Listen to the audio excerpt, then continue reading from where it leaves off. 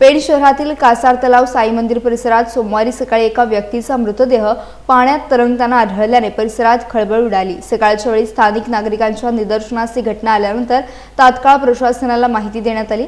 माहिती मिळताच नगरपालिका अग्निशमन दलाच्या रेस्क्यू पथकाने घटनास्थळी धाव घेत बचाव कार्य सुरू केले आणि मृतदेह पाण्याबाहेर काढला। या घटनेमुळे परिसरात नागरिकांची मोठी गर्दी झाली होती। मृतदेह बाहेर काढल्यानंतर साई मंदिर परिसरातील रहिवासी श्लोक दिनेश म्हात्रे यांनी संबंधित व्यक्तीची प्राथमिक ओळख पटवली। त्यानंतर नातेवाईकांशी संपर्क साधण्यात आला।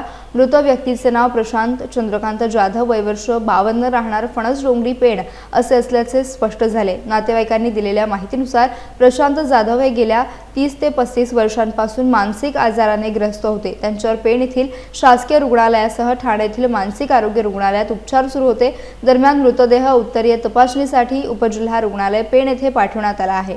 घटनेनंतर परिसरात काही काळ चिंतेचे वातावरण निर्माण झाले होते।